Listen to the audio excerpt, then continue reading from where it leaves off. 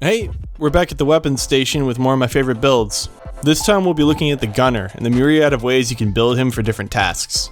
On the surface he may seem like a boring class that just pumps damage into enemies, but I definitely feel like that's oversimplifying things a bit.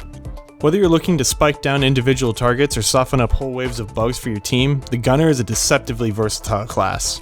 These builds I'm about to show you will hopefully showcase that versatility to you guys. Load up, here we go. Wait a minute. Please a reminder that the use of unstable overclocks and unsafely modified equipment is strongly discouraged. These fun builds are not approved and will get you written up. Whatever, I'll be fine. See? For my first build in the A loadout slot, I'm using the Lead Storm minigun and the Bulldog heavy revolver to maximize the target's hit with both weapons. On my minigun, I'm using 3, 2, 3, 1, and 2 setup with the bullet hell overclock. Now, bullet hell looks kinda bad when you first read the stats. Increased spread, significant reduction in damage. No thanks, right? Well, I can say with experience that the trade-off may actually be worth it as long as you change your playstyle to accommodate for it. Where you trade direct single target damage, you gain the ability to affect the entire group of bugs at once. The bullet ricochet can also trigger your stun, and combined with the blow-through rounds, it nearly guarantees you'll be hitting multiple targets at once.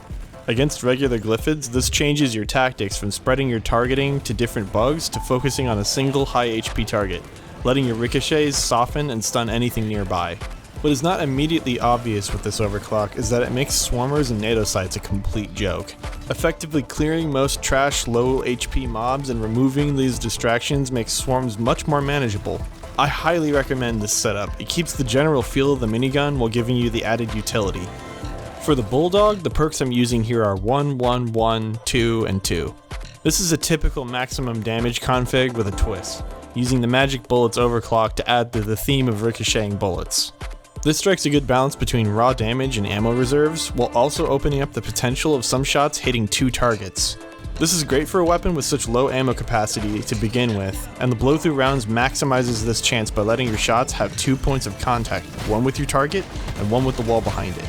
Add Neurotoxin coating to that, and you have a pistol that's capable of handling groups of enemies quite reliably while also being a great single target damage option when the minigun falls short. This build excels at dealing with swarms first and foremost. Your direct damage does suffer a bit, especially to larger enemies, but it makes up for it by all but annihilating groups of glyphids, especially swarmers. It's perfect for when you're going into a mission type like egg collection that will require large amounts of wave clear in wide open rooms. Plus the bouncy bullets are just fun. I think they're fun. Look at them go.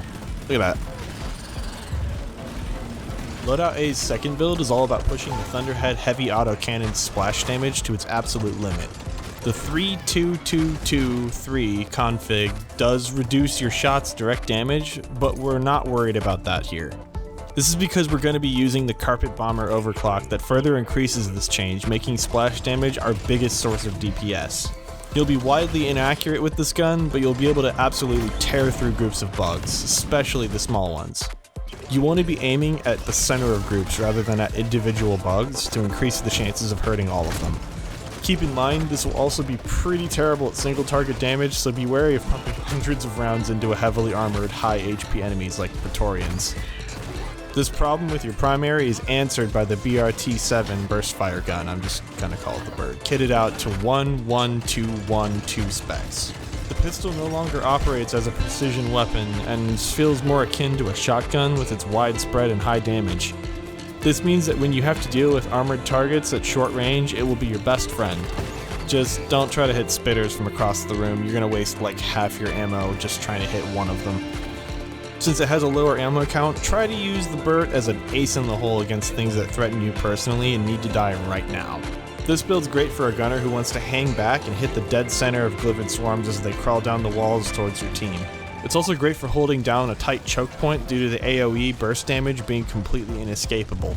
I also like to take this one when I'm not sure what will be coming at us, because I mean, you're always going to be killing swarms of bugs. Just make sure you don't bring this on a Dreadnought mission, you will regret it. Moving on to Loadout B, we have two builds that are more specialized roles compared to Loadout A. The first build here focuses on the Thunderhead again, utilizing a 3-2-3-2-2 config designed around the Neurotoxin Payload overclock. This overclock decreases damage in exchange for increasing AoE and giving us a chance to poison bugs with every shot. I've gone with the mods I chose because our goal here is not to increase the area damage, it's to simply increase the radius of each shot and the likelihood of a poison effect being applied.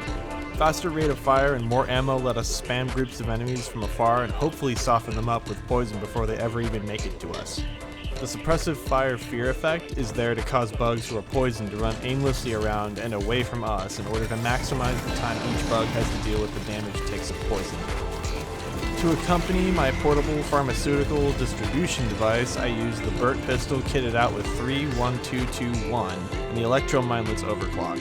Yes, the decreased damage sounds bad, and the Minelets usually see less use due to their unreliable applications, but hear me out.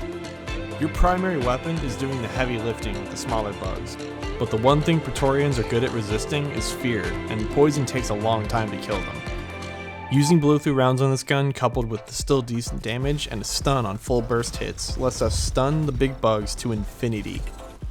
The recoil dampener is there to ensure that our shots all land most of the time, and make sure that our stuns can lead directly into an electrocution when they wear off.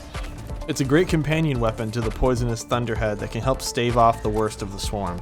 So I like to take this build almost exclusively on point extraction missions due to the high likelihood of there being large open caverns with multiple angles of attack for glyphids. This lets me sit on the minehead and spin around and paint over huge numbers of bugs in one direction to apply poison and fear, and then spin around to another group to do the same.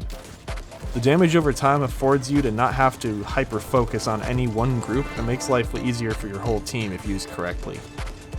It also has the added benefit of being able to highlight bugs in the dark, because the poison effect just shows up no matter how dark the cave is. My minigun build for B is centered entirely around the gunner's ability to generate and abuse heat buildup. The minigun mods are 3-2-2-3-3, a config designed around stunning and burning. I'm also using the Burning Hell overclock, causing the weapon to ignite anything in a cone in front of you while you're firing and overheating the gun faster. While most minigun builds are designed around reducing heat buildup, this one skirts the razor's edge on purpose. You'll want to be staying in the red zone for as long as possible to keep the Hot Bullets mod burning distant targets while your overclock cooks anything in close proximity to you. The close range burn actually activates as soon as you start firing, letting you ignite things very quickly without having to completely stabilize the gun. This also makes short work of swarmers and NATO sites as an added bonus. Make sure you're watching the heat gauge closely here to be sure you stay in the sweet spot for maximum effect, and so that you don't overheat, because that's never a good thing. The Bulldog will be your pocket burst damage for anything you've set on fire now. The mods on it are 2-1-3-2-2 with Volatile bullets overclock. This causes the gun to deal massive damage to burning targets, incentivizing switching to this gun whenever you've ignited a particularly tough enemy. This makes you very good at killing Praetorians and similarly thick bugs by following up with 4 quick shots at a weak point. This build is pretty versatile and can be used in a variety of mission types, the standout example being any mission in the Glacial Strata due to enemies there being weak to fire. It's also useful in any situation where you have to hold your ground, such as salvage or during lethal bugs warnings. If I have a driller who I know is using cryocannon, I'll take this build as well just because jumping into a group of frozen bugs to trigger the temperature shock on all of them when I spin up the gun is incredibly satisfying. Just be mindful that the major weakness here is that this build tends to use up a lot of ammo very quickly. Conserve it as best you can. Loadout C's first build is the pinnacle of Dreadnought killing firepower. With the Leadstorm overclock and the mod configuration of 2-2-3-2-2, you'll be doing a scary amount of damage. The trade-off here is that you can no longer stun normal bugs and can't move while firing. That's what makes this a Dreadnought killing build, since the Dreadnought can't be stunned anyway. You can focus entirely upon dealing as much damage as dwarvenly possible into its weak spot. Since you'll undoubtedly need to fight swarms as well, the mods account for this with faster spin-up time and blow-through rounds to help you shred through glyphids before they can reach you. This Bulldog isn't pulling any punches either, using the Elephant Rounds overclock and a 2-3-3-2 and 1 mod setup. If you can deal with the reduced ammo, increased recoil, and slow reload, this pistol deals an insane amount of weak point damage to the point where very few things can survive even a shot from it. Its use is very simple, in that you pull it out to fire all 3 shots at the Dreadnought anytime your minigun needs a second to cool down, or when you have to deal with bugs in your face and you don't have time to spin up. Overall, this build does the most bang for your buck when going into a Dreadnought fight. It really shines when you abuse your zip lines and continue moving while firing. If the thing doesn't target you and gives you good angles, you can kill it in less than a minute sometimes. I will also take this build when dealing with Mactera swarms sometimes, since the insane direct damage lets you clear them out before they can spit at you, but that depends on your accuracy. A good skill to perfect when taking Lead Storm is jumping while spinning the minigun. It might feel silly, but it lets you retain some mobility while fighting. Oh, and one more thing, watch that friendly fire. The Lead Storm minigun is not very forgiving. If you're a bad shot, you end up shooting dwarves more than bugs. For my final build, I focused on pumping the opposite end of the damage type that the Thunderhead can use. This autocannon is using a 1-3-3-1-1 setup with the Big Bertha overclock to maximize the direct damage each shot is doing and to melt any target in your sights. This will make the Thunderhead feel a lot more like a different flavor of minigun with the way it handles, which can be fun to try out. The armor shredding component is there since we aren't terribly worried about splash damage and instead want to be focusing on priority targets, stripping them of protection and opening them up. The Burt mods I chose to go with here are a simple yet reliable 1-1-1-2-2 configuration with the composite casing's overclock. This allows you to use it as an accurate source of burst damage alongside your primary without giving too much up. You can easily take out distant targets as well as push back close ones, allowing you to save your Thunderhead ammunition for when you really need it, especially since you have less than normal. This build ends up being much more of a generalist than the others, but is still fairly adept at fighting a Dreadnought with the high damage on your primary. It's actually not a terrible plan to bring this with you on a deep dive where you might encounter a few Dreadnoughts through the progression, but still need some general wave clear for when this isn't a concern. Plus, Big Berth is fun to use. And there we go. That's 6 more builds that all bring something different to the table. Using Gunner can get monotonous if you don't shake things up, and each of these lets you focus on something different depending on the mission type and the enemies you're facing. I hope you have fun trying them out, and maybe even steal the honor of the most kills from those comfortable engineers and drillers. I stream at twitch.tv/Seerven, blah blah blah, subscribe, and YouTube outro things. Until next time, rock and stone.